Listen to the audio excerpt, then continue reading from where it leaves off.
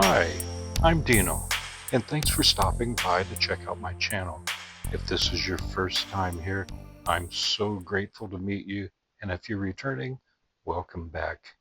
I have a special segment today on preparing your backpack to go out rock and mineral collecting. I'm getting ready to head out for a little hike, and I would like to show you my backpack on a simple excursion for a couple of hours. I chose a backpack instead of a bag because your hands are free and it's much easier on your body than a handbag. Let's see what we got here. First of all, this is my old backpack, and you can see it's a little narrow. It doesn't really suit my needs, but it's got pockets and it's got plenty of room in there for almost any kind of an adventure that you'd want to go on. But I need something a little different. You can see it's a tight opening at the top, but it does have a few pockets. So I have a different one. Here's my baby. It actually looks smaller than the other one, but it fits everything nicely and compact. So let's open it up and see what we've got in here.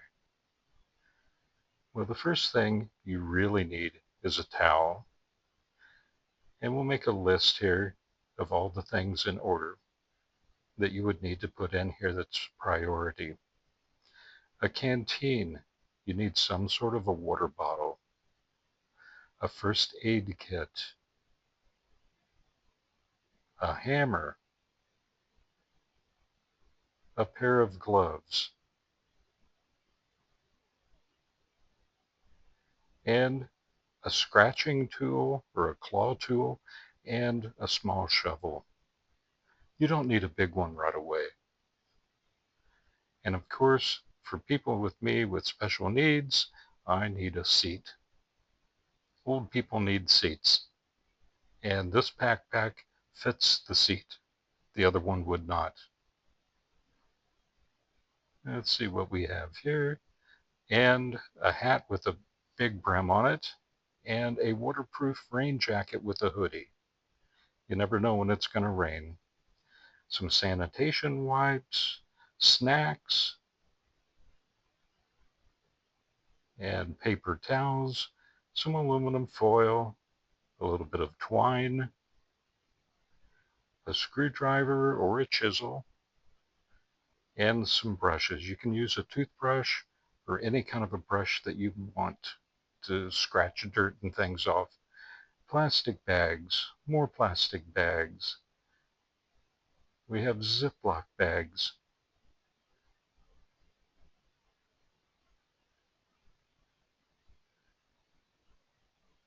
Pens and pencils.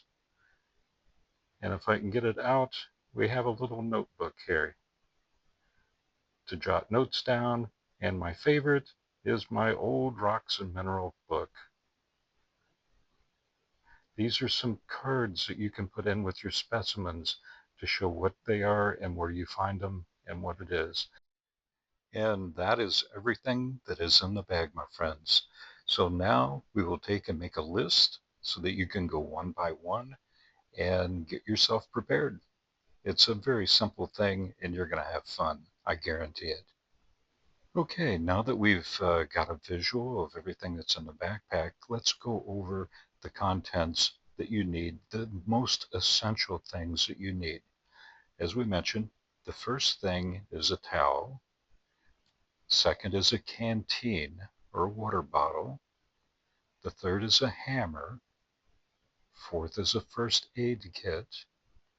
Five is a bag of Ziploc baggies or grocery bags or a combination of everything.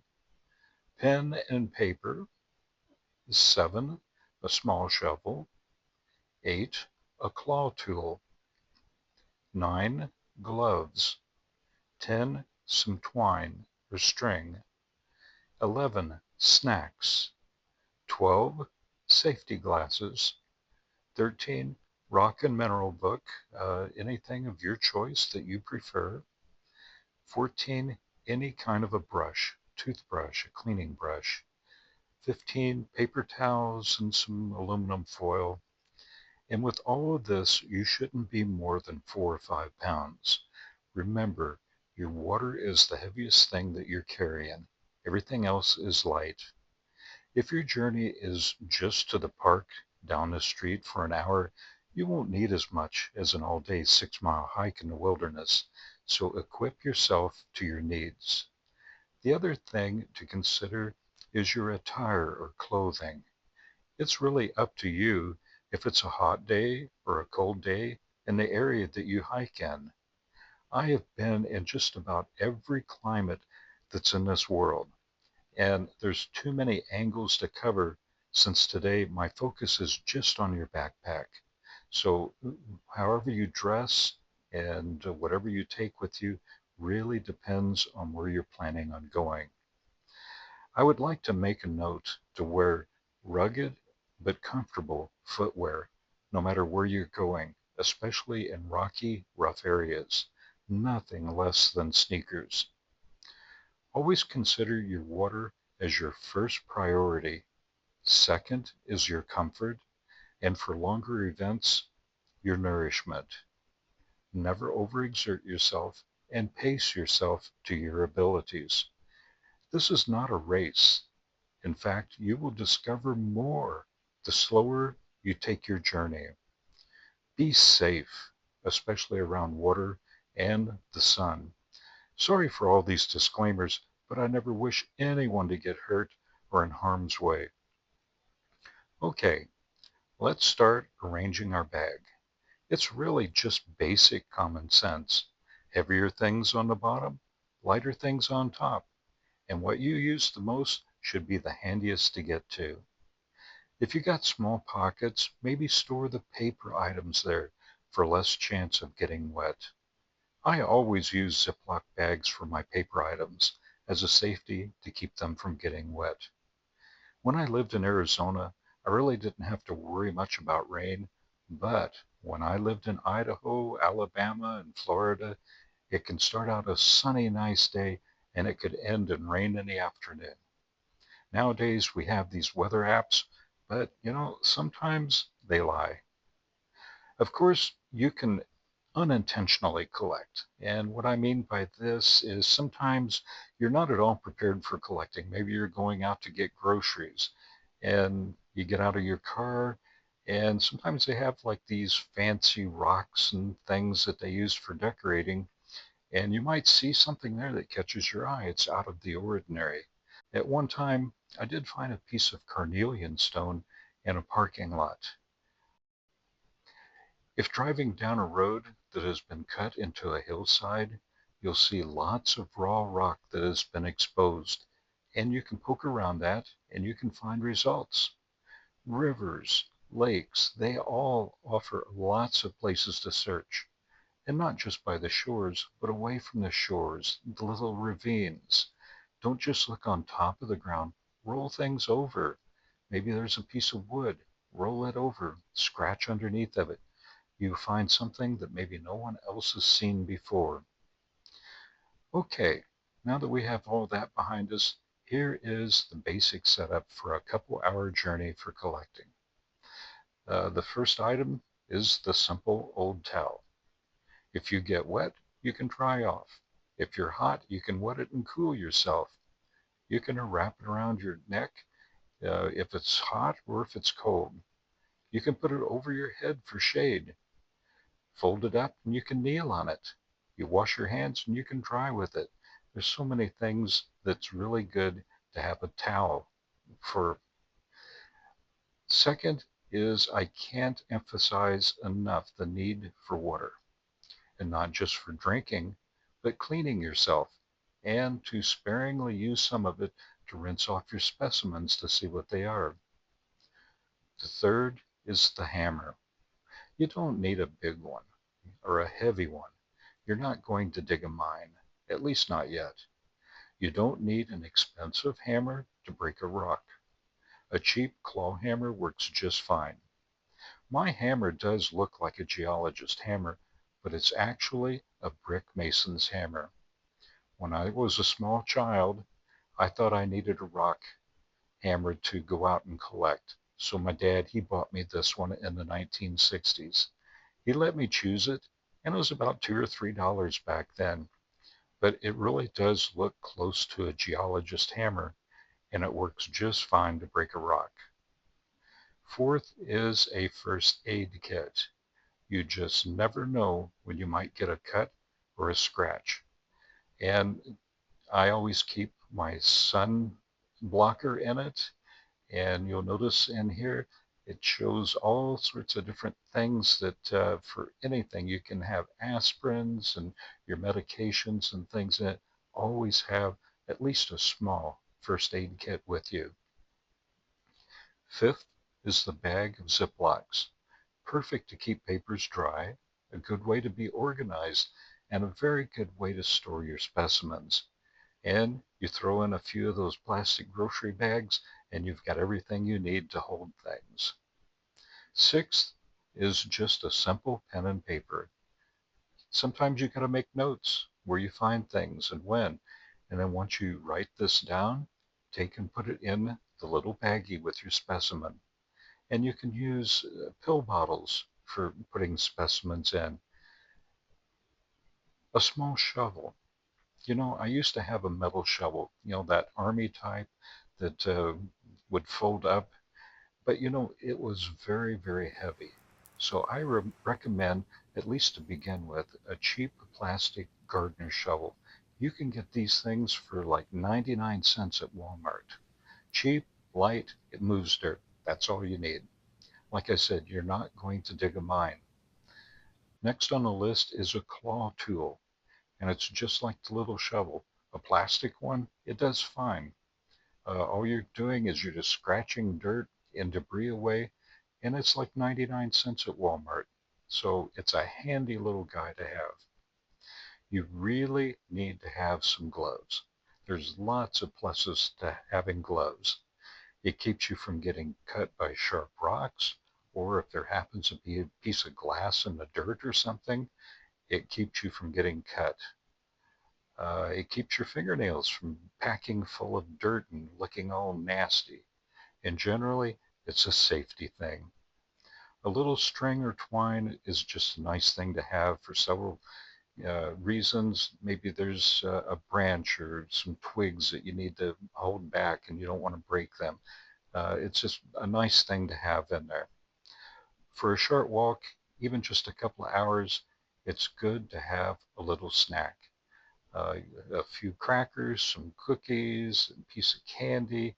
I wouldn't recommend chocolate because it'll melt and make a mess of things, but I've been known to take chocolate with me too. Now, if you're going for a little bit longer journey, you might want to take and pack a small lunch. The next thing, I'm probably the worst person in the world to preach about wearing safety glasses because at one time, about 25 years ago, I got a chunk of rock stuck in my eye from a stone fragment flying from the hammer when I was beating on a piece of rock. I had to go to the emergency room, and the doctor had to dig it out with some metal tools. Then I had to wear a bandage over my eye for a few days. That was not fun at all.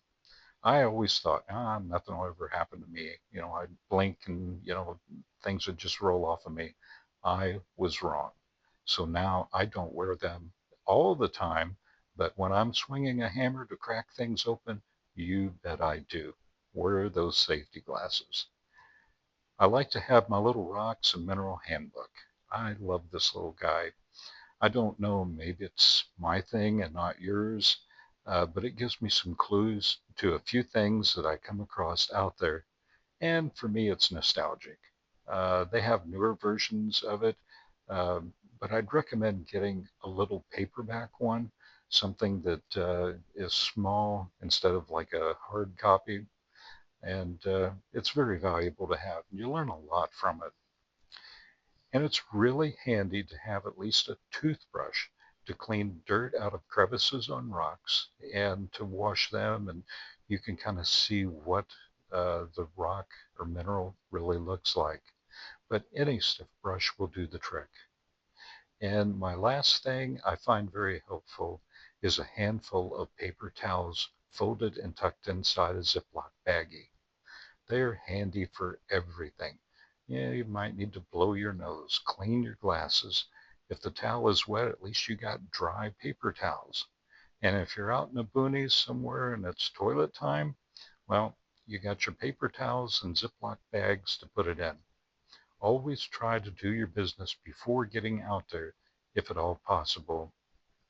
This isn't everything that you can bring. Your circumstances may dictate that you need other items than suggested, or maybe you want to go for a longer trip. It's like whatever fits your needs. This is only just a simple guideline. Remember, it's all about having fun. And when I was a kid, I got these little rocks and mineral book and I went crazy and I tried to be equipped like I was a geologist going on an Alaskan trek. I even got one of those great big backpacks with the metal framework and 20 compartments. I went all out and I had all this stuff and I was only like 11 or 12 years old, weighed probably 15, 20 pounds. I was just winded walking a mile on flat ground. I couldn't even go up any hills. So don't do like I did. Instead, enjoy yourself. Make things easy and light and have fun. I wish I did back then. And that's what this is all about, having fun. And do it cheap. You don't have to spend a lot of money to get a bunch of expensive equipment to have this kind of fun. When you find that first agate or garnet or fossil or petrified wood or a hidden crystal just waiting for you to uncover it, it will be awesome for you. I know some of this may seem somewhat silly, and it's some ideas to help you get started in rock collecting. It can be a most interesting hobby, and it's enjoyed by millions of amateur geologists around the world. And you're one, and I'm one. I think we're all amateur geologists, whether we know it or not. And whether you're serious or not, or you just want to know more about nature, it's really a great way to discover our planet and the universe. I hope you enjoyed our little segment on preparing your backpack to go rock and crystal hunting. I want to uncover more of our universe's secrets and wonders as we both travel down that crystal road together. Namaste.